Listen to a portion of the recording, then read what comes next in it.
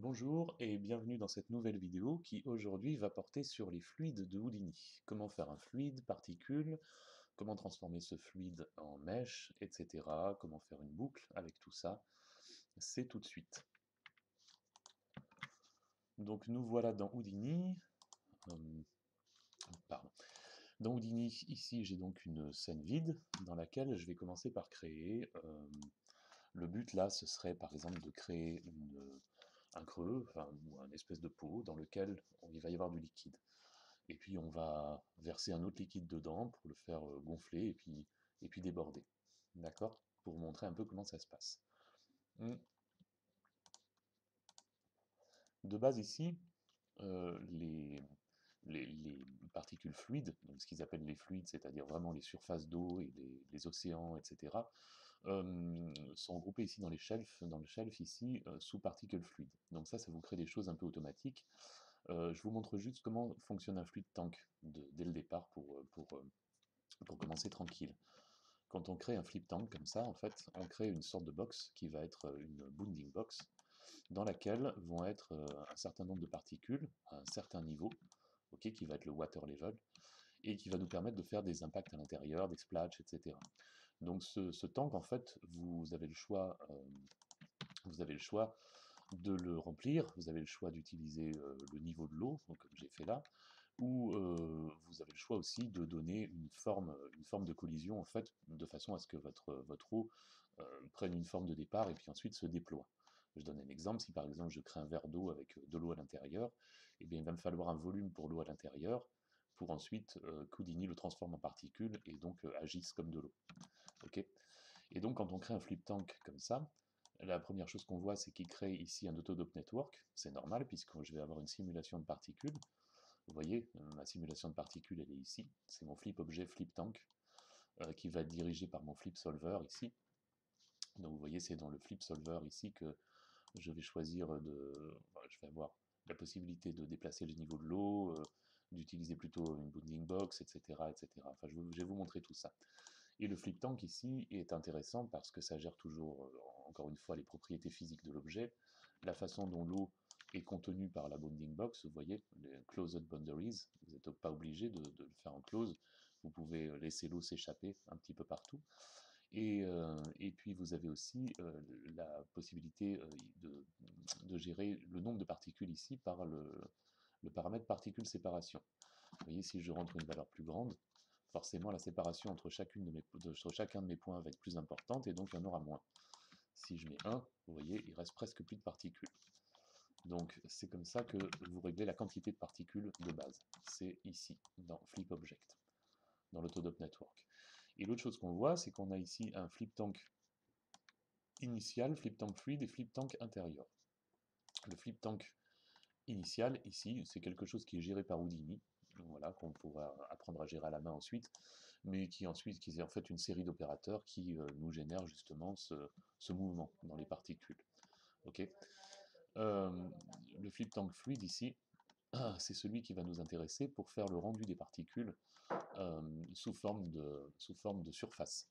C'est-à-dire que vous prenez, par exemple, en fait, la simulation de particules arrive ici, vous la plantez directement dans un particule fluide surface, et en fait, Houdini va générer une surface par rapport à ces particules. Okay, et ensuite, ce sera, comme d'habitude, à vous de gérer la quantité la densité de maillage, la façon dont ça va s'appliquer sur les particules, etc. Vous voyez que là, par rapport à peu de particules, il va créer un espèce de gros volume, ce qui n'est pas forcément ce que je souhaitais. Donc là, j'ai changé un paramètre et du coup, Houdini est complètement gelé, parce que j'ai l'impression que je lui en ai peut-être demandé beaucoup. Donc je vais appuyer sur Cancel, voilà, en espérant que ça annule mon opération. Donc voilà, c'était juste pour vous montrer. Donc flip tank initial, ici, ça on n'a pas besoin d'y toucher. Flip tank ici, c'est ici qu'on va gérer la surface, et ça, on y touchera, on va voir plus tard. Et le flip tank intérieur, pour le moment, on ne le gère pas. Ça aussi, c'est pour des choses un petit peu plus complexes. En fait, c'est une façon de venir linker d'autres paramètres, d'autres contraintes, etc., quand vous voulez faire flotter un objet sur l'eau, etc., etc. Donc, je supprime tout ça, ici, et je vais créer, from scratch, mon tank, en fait. Donc, je vais créer une box, ici, voilà. Et cette box, je vais la passer en Polygon Mesh, en, pardon, en Mesh ici, pour lui donner un petit peu plus de densité. Sur cette box ici, je viens sélectionner un point. On va essayer que ce soit le point du milieu, tant qu'à faire. Donc de visu, il me semble que ce serait plutôt ces deux-là.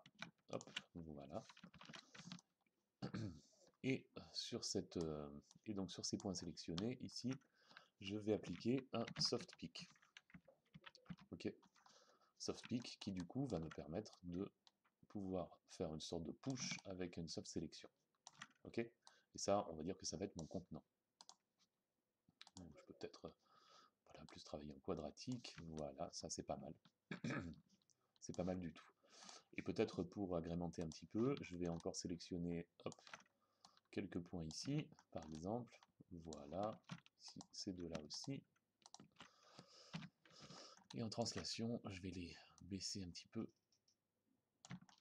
pour me faire une sorte de bec, ok, par lequel les particules vont s'échapper aussi.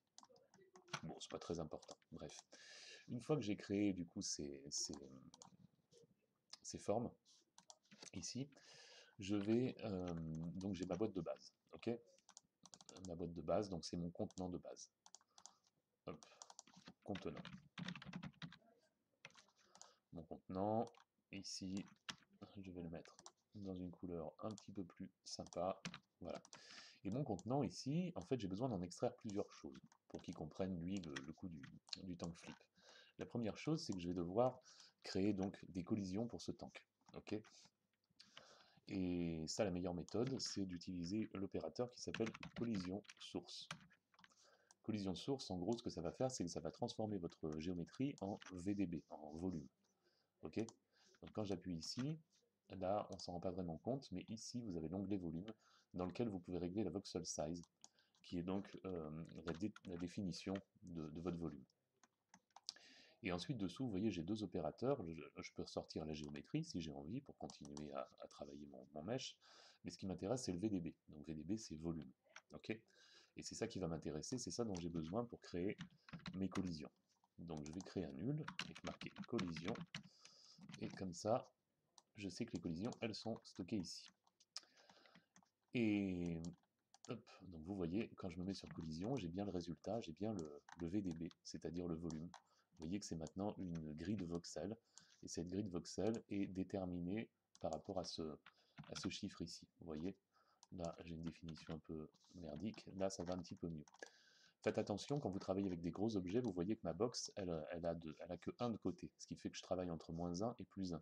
Si vous avez une rivière, que vous la sortez de je sais pas où, de Maya, d'Unreal ou je sais pas quoi, et puis que vous commencez à aller entre -15 et +15, il est bien évident que tous ces paramètres-là vont devoir être multipliés autant. Donc c'est pour ça, je vous conseille toujours de travailler avec des petites tailles dans Houdini, quitte à importer des objets, n'oubliez pas de mettre un transform juste après pour pouvoir le réduire jusqu'à faire venir dans ce qui est le mieux, c'est vraiment entre -1 et +1, en X et en Y et en Z. Voilà. Donc, maintenant que j'ai créé ça, il va falloir que je crée l'eau qu'il y a à l'intérieur. Ok. Et pour ça, ce que je vais faire, c'est que je vais faire un booléen, en fait une booléenne, entre ma box à ce niveau-là, ici, et ma box à ce niveau-là, ici. Ok. Mais je ne vais pas faire une booléenne classique, je vais faire une booléenne VDB, c'est-à-dire un volume. C'est-à-dire que de ce volume-là, va être extrait ce volume-là. Et on va faire la différence, et du coup, ce qui nous restera, ce sera le volume de l'eau. Ok. Puisqu'en fluide, on travaille avec des volumes et plus avec des surfaces. Donc du coup, ici, ma box, j'ai besoin de la transformer en volume. Donc je crée un VDB from polygon. VDB from polygon, ici, vous voyez que du coup, cette box qui était là devient ça. Avec toujours pareil, les voxel size ici que vous pouvez modifier un petit peu. Donc je vais prendre 0,01, voilà, histoire de travailler avec une bonne définition. Je vais mettre la même chose ici, bon bah c'était déjà le cas. Et ensuite, ce que je voudrais faire du coup, c'est un boolean, un opérateur qui s'appelle VDB combine. VDB combine, donc vous avez le VDB A, le VDB B, et ensuite ici l'opération à créer. Multiplier, soustraire, inverser, etc. Intersection, union, différence, et j'en passe. Donc je vais reprendre mon VDB output ici, le connecter là, et ici je vais faire un subtract. Et vous voyez, ça marche pas très bien, parce qu'effectivement, la collision de source ici, c'est pas exactement un VDB, c'est-à-dire qu'il crée déjà quelque chose qui est lui utile uniquement pour les collisions. Donc ce que je vais faire, plutôt que de me resservir de ça, c'est que je vais aussi transformer ce niveau-là, en fait, en VDB. Vous voyez, je vais en faire un second. Et pour ça, c'est facile, j'ai qu'à drag and dropper ça en maintenant Alt appuyé pour le dupliquer, et faire entrer ça à la place. Et du coup, j'ai mon autre forme. Donc c'est ça que je fais rentrer dans le VDB Combine, ici, et qui me permet de créer ce nouveau volume, qui est en fait, du coup, le volume A moins le volume B. Et ça, c'est ma quantité d'eau. Ok. Donc ce que je vais faire, c'est que je vais ici, hop là, close, voilà, je vais ici créer un nul qui va s'appeler water. Hop là.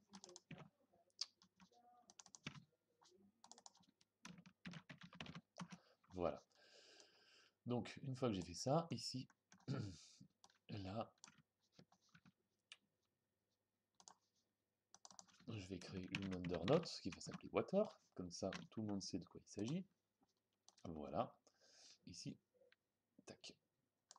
Et ici, je vais en créer une autre qui va s'appeler collision. Hop là, il a fait n'importe quoi. Collision. Et donc je vais vous embrouiller un petit peu l'esprit là, pour le coup, parce que j'ai besoin de faire une troisième opération. Enfin j'ai besoin, c'est pas nécessaire, mais pour que ce soit plus chouette, j'ai besoin d'une troisième opération. Vous voyez là, tel quel, j'ai donc mes collisions, ici, et le niveau de mon eau, ici. Et ce que j'aimerais aussi, c'est peut-être, alors là dans ce cas-là c'est peut-être pas très important, mais j'aimerais créer une sorte de force initiale, c'est-à-dire une vélocité initiale à mes particules. Imaginons que j'ai une rivière à la place de mon contenant ici, j'aimerais bien que la rivière suive un courant particulier, par exemple, ici en X, qu'elle aille en X positif, c'est-à-dire par ici. Et du coup pour faire ça, c'est une opération qui est assez simple, mais qui est peut-être un petit peu compliquée à comprendre au départ, puisque Houdini se sert comme d'habitude d'attributs. C'est-à-dire que là, on va créer un attribut dans l'espace, en fait. Et en fait, on va créer ça à partir d'un volume. Donc je crée un volume qui me crée une petite icône de nuage, comme ça, parce que c'est vraiment ça, c'est vraiment une sorte de petit nuage, que vous ne voyez pas là pour le moment, parce qu'il n'a pas de taille. Et ce nuage, en fait, va propager un vecteur, qu'on va appeler vel pour velocity, et qui va avoir une initial value en x de 3. Ok, donc là vous voyez pas, vous voyez juste ce qui se passe là, vous voyez juste ma forme. D'ailleurs ici, dans Uniform Sampling Division, je peux doubler franchement parce que ça me fera un petit peu plus de définition. Et donc ce volume en fait va donner aux particules, en gros, ce vecteur vélocité qui est à 3 vers x. Okay, et c'est ça, ça va leur donner cette propriété de vélocité, et les particules vont comprendre qu'elles doivent aller dans ce sens-là. De manière à ce que ce volume remplisse bien la taille de mon flip tank, j'ai besoin du coup de faire, plutôt que de le faire à la main, je vais utiliser l'opérateur match size, donc qui est un truc simple en fait, c'est-à-dire que ça prend l'objet et ça va copier la taille, ça va copier sa taille à partir d'un autre objet. Donc c'est-à-dire que si je prends ma box ici d'origine, vous voyez, et que je viens faire un match size ici, quand je fais scale to fit, alors vu que de base j'ai une box à 1, 1, 1, évidemment ça ne va pas changer grand chose, mais si je prenais par exemple celle-ci, voilà, qui est un petit peu plus grosse, vous voyez qu'automatiquement mon volume vient se caler à la bonne taille par rapport à la bounding box de l'objet, simplement en cliquant sur scale to fit. Ok. Donc une fois que j'ai fait un match size ici, j'ai plus qu'à sortir un nul ici qui va s'appeler velocity. Donc ça, vous n'êtes pas obligé de le faire, c'est pas nécessaire dans beaucoup de cas, c'est juste pour vous montrer comment ça fonctionne. Okay, c'est une des façons de donner des vélocités au point, il y en a des tas d'autres, c'est ça qui est bien dans Houdini, c'est que vous avez beaucoup de possibilités pour la même opération, donc on finit toujours par s'en sortir. Voilà, hop, en rose. Donc velocity ici, water ici, et collision ici. Ok. Donc j'ai à peu près réglé les choses pour commencer à faire mon flip tank. Je reviens là. Et là j'ai donc bon, j'avais ça OBJ, je ne sais pas trop comment l'appeler. Donc mon OBJ ici, alors je vais me mettre au niveau water, là, revenir en arrière, et ici, ce que je vais faire, c'est que je vais créer un flip fluid from object. Ok? C'est pour ça que, en fait, je suis venu sélectionner ça en bleu pour avoir ça en display, pour qu'au moment où je clique sur l'émission, ce soit bien ça qui soit pris en compte et pas un autre état de mon objet. J'ai pas le coronavirus, vous inquiétez pas. Donc je clique sur Particle Emitter, Select Fluid Object to Emit into. Ok, j'en ai pas. Donc, pour le moment, je clique sur Play. No Surface Found. Ah, attendez, il s'est trompé, donc on va recommencer. Emit Fluid Party. Ah, mais non, non, parce que j'ai cliqué sur le mauvais. C'est pour ça. Hop là. En fait, c'est celui-là. Fluid. Fluid from Object. Ok, c'est-à-dire que cet objet-là va devenir un fluide. Et vous voyez, il a automatiquement transformé mon VDB en particules. Donc là, eh ben, il m'a fait comme tout à l'heure un Autodop Network, il a gardé mon objet de base, et puis il a créé un objet fluide et un objet fluide intérieur. Donc je vous rappelle que l'objet fluide intérieur, on ne va pas s'en servir, c'est là où on peut rajouter des choses si on veut, notamment des objets qui flottent, mais on va le mettre là. Là, j'ai mon objet fluide qui est le rendu de l'objet, en fait, donc pour le moment, on ne s'en occupe pas non plus. Et on s'occupe justement, ici, dans cet Autodop Network, de la quantité de particules émises. Okay, pour moi, il n'y en a pas assez là. Donc j'aimerais multiplier ça peut-être par 5. Vous voyez que du coup, il est venu me rajouter beaucoup plus de particules. Ok. Donc là, évidemment, si je lance la simulation, les particules vont tomber, parce qu'il n'y a rien qui lui dise qu'il y a un objet de collision. Donc la première chose que je vais faire, c'est que pour que mon flip solver fonctionne bien, ici dans Volume Motion, je vais venir sélectionner, ici le volume limite. Ok. Et volume limite ici, je vais utiliser un boundary layer. En cliquant sur Apply Boundary Velocities aussi, je pense que c'est pas mal. Et là, du coup, ça va me permettre de chercher un surface volume et un velocity volume, qui sont respectivement mes collisions et ma vélocité. Donc je viens ici sélectionner dans OBJ mes collisions, accept, et dans velocity volume, je viens chercher mes velocity, accept. Ok? Voilà. Donc le word padding, on va ouais, on peut mettre 1 et 1 ici, on va voir pourquoi. L'autre chose aussi, c'est que la box size ici, c'est la box qui contient tout mon fluide. Vous voyez? Et donc cette box size, regardez mon fluide, c'est un micro-point ici, et vous avez la box size qui est énorme, puisqu'elle elle fait 50 de large, et que moi je travaille à +1, -1. Donc du coup, ici, le problème, c'est que si je lance la simulation, les particules, elles ne mourront pas avant d'avoir atteint le bord de la boîte. Donc moi, ce que j'aimerais, c'est que la boîte soit plus petite, en fait. Donc ici, on va passer à 8 sur 8 sur 8, par exemple, pour avoir quelque chose de plus conscrit. Voilà. Et donc maintenant, ça ne va toujours pas fonctionner parce que malgré tout, malgré le fait que j'ai rentré ici les volumes limites, je n'ai pas indiqué de collision. Okay, donc le problème, c'est que si je lance la simulation, vous voyez, le liquide, il fait comme tout le monde, il tombe par terre. Et puis il est killé au moment de toucher le bord de la box. Donc du coup, je reviens ici, et là, je vais créer du coup une collision, un static object, ça c'est une des possibilités, et là il demande select object for static object. Faites une grosse sélection là, et appuyez sur entrée, mais non, ça marche pas, parce que c'est déjà simulé, ouais. Donc on va faire différemment, pour ça, on va venir dans l'Autodop Network ici, et on va faire un clic droit, et on va créer un static object, ok. Derrière il va nous falloir un static solver, parce que sinon il ne va pas comprendre comment s'occuper de cette collision. Et ce static solver, on vient le merger ici. D'accord? Donc le static object, il faut bien lui indiquer ce que c'est. Et donc nous, on va renouveau chercher notre collision. Ici, collision, accept. Voilà. Donc là, normalement, ça devrait fonctionner. J'essaye de lancer la simulation. Vous voyez, les particules qui étaient un peu le trop-plein sont tombées. Voilà. Elles continuent de tomber d'ailleurs.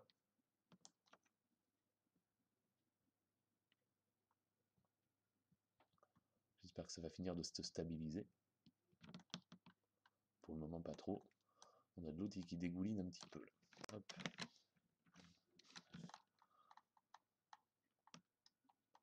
C'est normal, c'est parce que mon niveau de l'eau était vraiment très, très fort, très haut. Attendez, hop, on revient là, on va stopper la simulation. Voilà, ça commençait seulement à s'arrêter.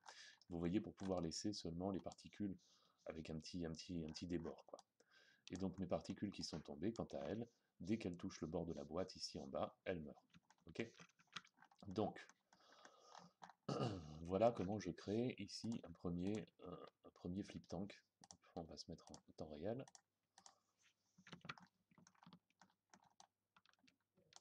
Voilà. Donc ça fonctionne comme ça. Maintenant, je vais rajouter un petit quelque chose. Alors, je voudrais quand même que, voilà, que ça aille dans le bon sens. Je vais rajouter un petit quelque chose. Je voudrais rajouter un petit émetteur, comme ici, il y avait un robinet qui continuait à couler ici, et à couler dans ma surface d'eau, pour pouvoir continuer en fait à la faire déborder. Et pour faire ça, j'ai besoin du coup d'avoir un objet d'émission. Ok. Bon, un objet d'émission. Alors attendez, ouais, un objet d'émission ici.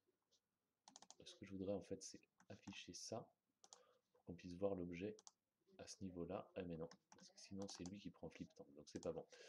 Mais c'est pas grave. Afficher ça. Et du coup, je vais créer par exemple une sphère, ici en contrôle-cliquant sur la sphère là. Donc il m'a créé une sphère objet que je vais appeler source fluide. Ok.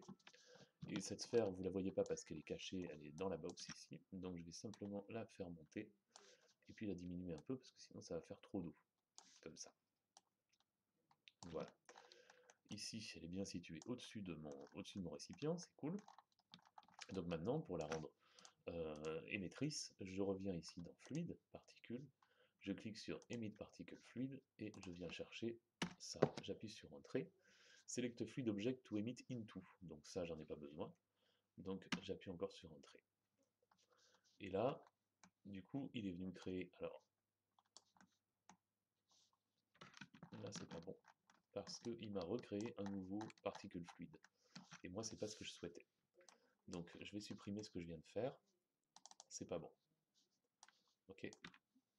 Je reviens à ma sphère initiale. Et ici, vous voyez qu'il m'a créé un nouveau flip solver. En fait, moi, je veux qu'un seul flip solver. J'en ai pas besoin de 50. Donc ça, je m'en fiche. Voilà. Donc, je reviens. Et effectivement, là où je me suis trompé, c'est que... Alors, je recommence. Emit particle fluide. Je viens le chercher. Hop. Select Fluid Object to Emit Into, en fait, c'est pour éviter qu'il recrée un nouveau flip tank, il faut effectivement lui indiquer l'ancien. Donc c'est pour ça que tout l'intérêt, c'est du coup, hop là, de revenir ici et de sélectionner. Est-ce qu'il a bien sélectionné? Voilà, là il a bien sélectionné. Et j'appuie sur Entrée. Pourquoi est-ce qu'il marche pas? Attendez, ça marche pas. Encore une fois, ça ne marche pas. Alors je le recommence encore. Emit Particle Fluid, tac, Entrée. Ok, Select a Fluid Object to Emit Into. Et là, non, là il n'a pas marché. On va y arriver. On va y arriver, c'est normal. Vous aussi, ça vous arrivera que ça ne marche pas du premier coup. C'est pas grave. On efface et puis on recommence. C'est de bonne guerre. Alors, je sélectionne, j'appuie, tac, et select fluid object. Alors, à ce moment-là, j'aimerais bien qu'il me propose...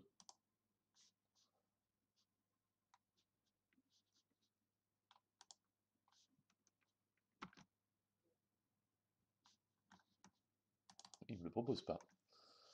Il ne me le propose pas. Ça m'embête un petit peu. Alors, parce que, oui, non, ça m'embête un petit peu.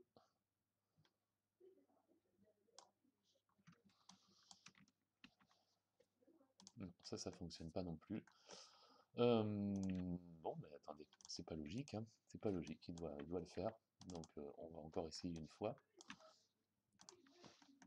Je vais pas être obligé de recommencer ma vidéo juste parce que ça marche pas. Ce serait quand même dommage.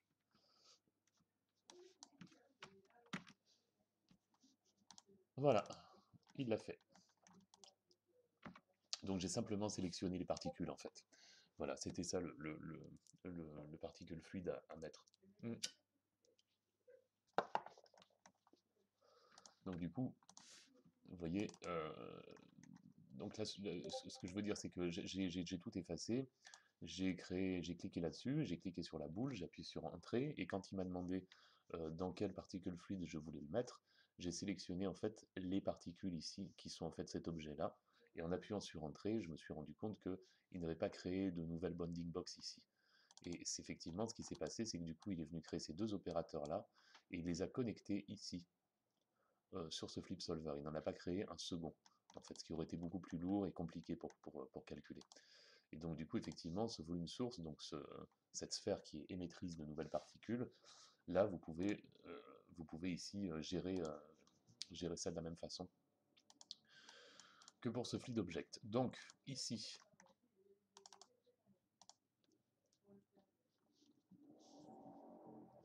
quand vous allez dans source fluide, ici, vous pouvez modifier la voxel size si vous sentez que ce n'est pas exactement ce que vous vouliez. Donc à ce moment-là, je fais un delete channel ici, et peut-être moi, je vais mettre un petit peu moins de particules. Voilà, parce que je trouvais qu'il y en avait peut-être un peu trop par rapport au reste de ma simulation. Donc, voyons ce que ça pourrait donner. Ici, on enlève ça, voilà, et on va jouer l'animation. Donc là, vous voyez qu'il y a une espèce de, voilà, une nouvelle arrivée d'eau qui fait gonfler mon eau initiale et qui du coup la fait déborder. Vous voyez que le calcul reste relativement rapide, c'est ça qui est chouette.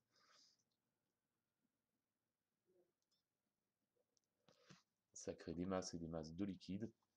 Donc évidemment, vous voyez, j'aurais pu aussi, hop, pour être un peu encore plus cool, j'aurais pu venir ici, par exemple, et là, ici, rajouter un merge, pour pouvoir rajouter une autre collision, et peut-être rajouter ici un ground plane, vous voyez, qui est exactement la même chose que quand je clique là, sauf que là, c'est moi qui le crée à la main, et vu que j'ai déjà le système de static solver, et je faisais rentrer ça ici. J'aime bien que les choses soient dans le bon ordre, là. Et mon ground plane ici, vu qu'il est un petit peu trop haut, je vais le baisser. Hop. Voilà, ici. Et donc du coup, effectivement, forcément, je vais cacher la grille. Forcément, ici, l'animation va être différente, puisque du coup, mon liquide est censé être arrêté par le ground plane. Voilà comment vous pouvez faire un objet qui déborde d'eau. Ok, vous voyez que ça reste quand même relativement fluide. Alors au bout d'un moment, l'ordinateur il va un peu peiner parce que forcément les particules ne sont pas tuées, donc elles s'additionnent, elles s'additionnent, elles s'additionnent, et c'est de plus en plus lourd. Donc juste pour vous montrer la procédure, effectivement quand ça devient trop lourd comme ça, ce qui est intéressant c'est de faire un file cache. Ok, donc on va aller jusqu'à 45, voilà, et je vais limiter ma timeline peut-être à 60 frames. Ok. Donc maintenant qu'elle est limitée à 60 frames ici, ce que je voudrais faire, c'est venir là, et ce que j'aimerais du coup, c'est le stocker tout ça dans un file cache. Et là, du coup, je vais venir dans Object Fluid, puisque c'est ici que ça se passe. Ok, dans Object Fluid, vous avez donc un DOP import-export, c'est-à-dire un Dynamic Operator import, c'est-à-dire qu'il vient importer la simulation qui vient de l'Autodop Network, en fait, il l'importe ici. Donc ici, vous avez un fluide compresse qui permet de, voilà, de compresser ça au mieux. Donc ça dépend de comment vous voulez le faire sortir. Est-ce que vous voulez garder des particules? Est-ce que vous voulez, comment vous voulez gérer les choses? Le fluide compresse peut vous aider. Mais surtout, vous avez ici le file cache, là. Donc il a fait ses connexions automatiquement. Vous voyez qu'il a mis même un truc pour visualiser le particule surface.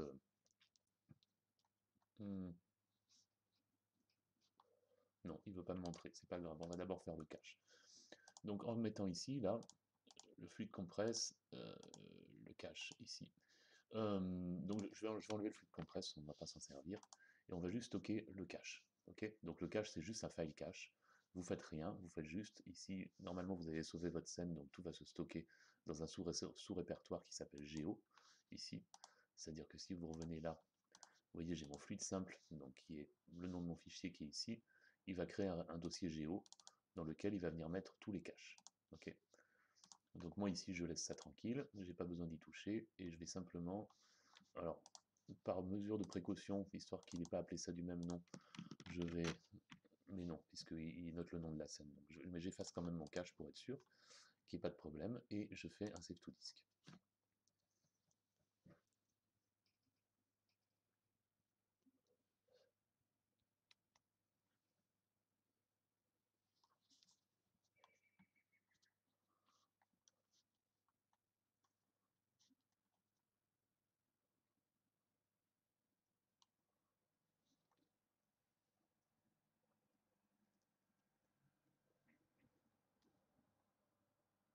Une fois que vous avez créé ce file cache ici, vous pouvez l'appeler de n'importe où, vous n'êtes pas obligé de vous en servir là, vous pouvez recréer à n'importe quel endroit de votre scène un autre file cache que vous mettrez en file mode sur read, et puis ensuite vous irez chercher le file cache en question, et ça fonctionnera, je vais vous montrer.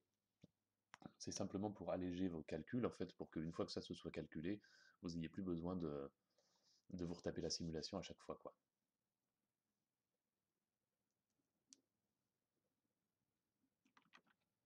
Et 60. Voilà. Donc maintenant que vous avez le file cache ici, soit vous vous servez de celui-là, soit vous en créez un autre, file cache. Et donc le file cache permet de stocker et de lire, en fait. Donc une fois que vous avez sélectionné le file cache, vous venez ici dans Read File, et vous venez cliquer sur, donc on est bien dans HipGeo, vous venez cliquer là-dessus. Donc là maintenant, vous avez vu, ça n'a rien changé, mais par contre, les choses se lisent agréablement, puisque c'est plus que du point cache. Ok? Donc ça c'est bien. Donc maintenant, en travaillant comme ça vous permet de rediriger ça vers un particule fluide surface. Donc là, il l'a créé automatiquement, mais c'est un opérateur, particule fluide surface ici. Voilà. Et ça vous permet de tendre une peau sur vos particules. Ok? Donc du coup, vous voyez, ça vient créer une géométrie autour. Donc effectivement, là, on n'est pas, c'est pas super. Il faudrait avoir un truc plus important. Peut-être que j'ai exagéré un peu. Vous voyez, alors il me le met dans un bleu sombre, c'est dommage parce que du coup vous voyez peut-être pas grand chose au wireframe, mais tout est optimisé. Alors là évidemment c'est très long à calculer parce que il est obligé pour chaque frame de refaire son petit calcul, son polyreduce, etc., etc., pour pouvoir vous donner le meilleur. Donc c'est pour ça que de base, Houdini propose un autre file cache ici pour stocker cette opération-là. Ok?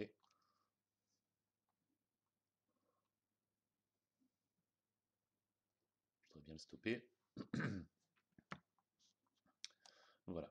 N'empêche, hop là, vous voyez que même s'il a déjà calculé les choses, il est obligé de faire des recalculs à chaque fois. D'où l'importance de travailler avec un file cache. Bon, alors donc ça, je peux l'enlever. Hop là, pardon. Ça, je peux l'enlever, on s'en fiche. Ce qui m'intéresse, c'est le rendu. Hop, ici. Et puis ça m'intéresse pas non plus, ça non plus. Voilà. La seule chose qui m'intéresse, c'est l'import de ma simulation et la redirection vers un file cache, la lecture de ce file cache et la redirection vers une poue comptant autour des particules. Donc, donc évidemment, donc vous pouvez remettre un file cache là et vous aurez du coup une géométrie cachée, ok, dont vous pourrez vous servir ensuite pour le reste de votre scène. Mais par exemple, dans le cas où vous voulez faire du game et que vous avez besoin, par exemple, de faire une boucle, vous voyez, de faire boucler ces particules, parce que là, on a une simulation qui ne boucle pas, évidemment. Ok. Donc, nous, on aimerait bien avoir une simulation qui boucle. Donc là, c'est pas évident, parce que boucler, vous voyez, il faudrait prendre une frame peut-être vers 45, ici. Donc, ouais, ce serait bien. Et puis de la faire boucler peut-être entre 45 et 120, quelque chose comme ça. Du coup, ici, je règle ça sur 45, c'est plus simple. Hop. Donc d'ailleurs, je vais le laisser sur 1, parce que sinon, à la première frame, il me fait toujours une tonne de calculs avant de m'afficher quoi que ce soit.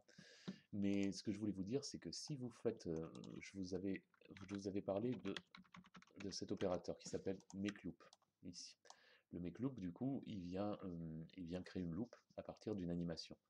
Si vous le mettez après le particle fluide surface, le problème c'est que lui, cet opérateur-là, en fait, il crée des vertex et il les renomme, enfin, c'est-à-dire qu'il les renumérote en fonction du nombre. Donc à chaque frame, ça change.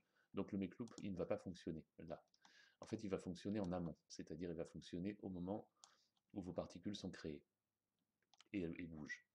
Donc du coup, ici, alors il est en train de me faire un gros calcul, puisque là, il est en train de me faire une boucle entre la frame 1 et la frame 120. Or, moi, ça ne m'intéresse pas vraiment, je vais faire l'échappe.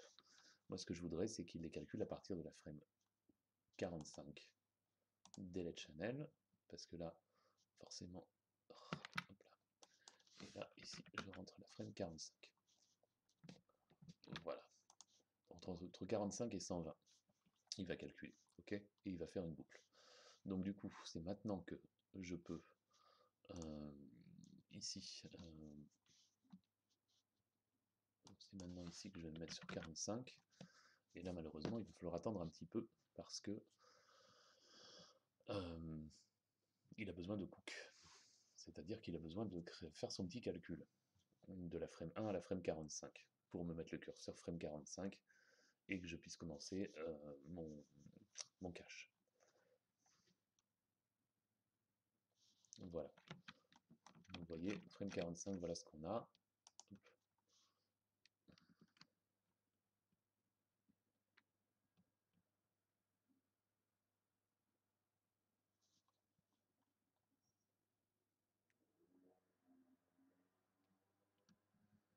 Bon, je vais l'arrêter.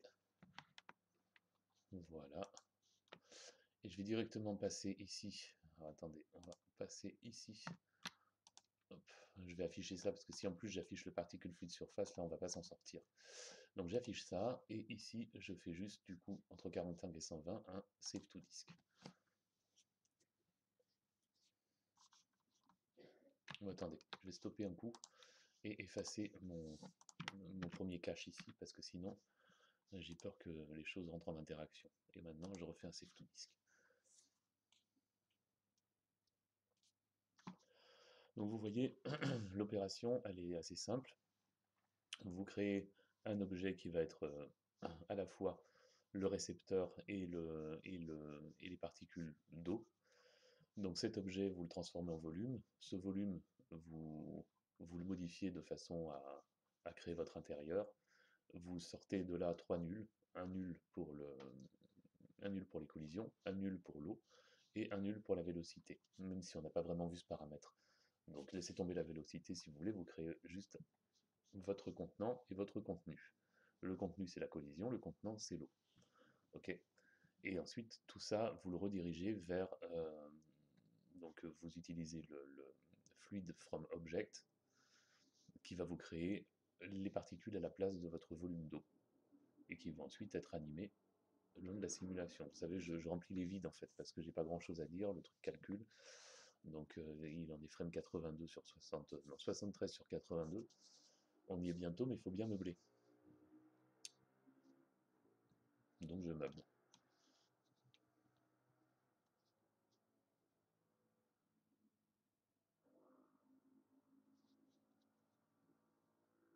Voilà, plus que 2 frames.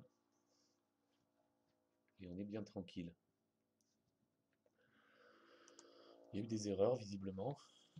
Qu'est-ce qu'il pourrait y avoir eu comme erreur? Oui, il y a eu des erreurs, ouais. Il y a eu des erreurs. Hmm. Voyons ce qu'il en est resté. Hop, hop.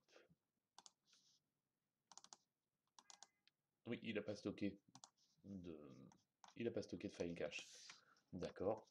Alors, très probablement, j'aurais mieux fait de mettre en fait ma loupe après le file cache. Il aurait travaillé à partir du cache. Parce que là, du coup, ce qui se passe, c'est que, effectivement, vous voyez que il me fait une boucle. En fait, ce qui se passe, c'est le make loop, en fait, il fait une boucle surtout à partir de la dernière frame. C'est-à-dire que vous voyez que du coup, de base, frame 45, j'avais pas de l'eau jusque-là. Lui, il est allé me chercher la dernière frame ici, et il me fait un blend, donc il me mélange en fait les dernières frames avec les premières, celles qui partent de 45 par exemple à 50. Et il me fait une interpolation par rapport à ça.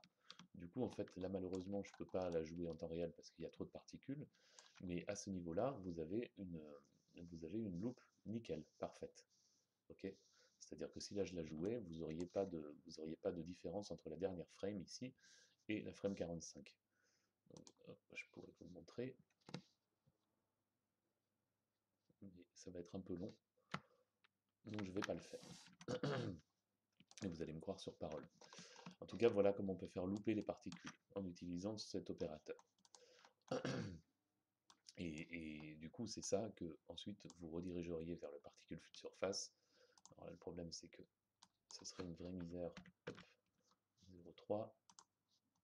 On va quand même faire une frame. Voilà. Et ici, du coup, vous vous retrouvez avec votre eau. Votre eau qui est nickel. Donc après, c'est à vous de régler le... Attendez, je vais mettre des lumières pour qu'on voit mieux. Un point light ici, voilà. Et ici, un point light aussi. Voilà. Donc là, vous voyez mieux ce qui se passe. Si je reviens ici dans particules fluides, voilà. Donc ce qui est nickel, c'est que du coup, vous pouvez faire une fontaine facilement avec le make loop, puisque l'eau va tourner en boucle. Tourner en boucle, tourner en boucle. Donc ça, pour dessiner, vous n'avez plus qu'à lui mettre un shader. Donc après le render, ici, vous allez mettre des shaders, des matériaux, etc. pour que ça se comporte bien. Et pour les games, vous allez utiliser du coup ce slot de render pour pouvoir faire vers votre sortie, ici en out, grâce à un vertex animation texture, comme ça. Et l'export node, évidemment, vous allez choisir l'export node render, qui est dans source fluide. Okay, voilà. Et donc du coup, là, en mettant ça sur fluide, évidemment, fluide étant l'option qui vous permet de changer de topologie, parce que sinon il a des problèmes avec les vertex. Là, vous laissez en 1024 parce qu'il y a beaucoup de points, et puis vous exportez tel quel, et vous reproduisez la même manip que ce que vous pouvez trouver dans la vidéo initiale. J'espère que ça aurait pu vous aider. Je pense que je ferai d'autres vidéos sur les bases de ce fluide, de ces fluides et de ce tank, notamment sur la lave, etc., les liquides plus visqueux. Laissez-moi le temps, ça viendra. Et en attendant, déjà, vous pouvez commencer à travailler là-dessus et voir ce que ça peut donner. Donc n'oubliez pas, les paramètres, c'est celui-ci et celui-là. C'est les deux que j'ai utilisés. Le reste, je m'en suis pas servi. Et n'oubliez pas aussi, l'important, c'est de venir ici dans le flip solver, régler les boundary layers sur collision et velocity. Ok. Et ben, si vous avez des questions, n'hésitez pas à me les poser. Et en attendant, je vous souhaite une bonne journée. Au revoir.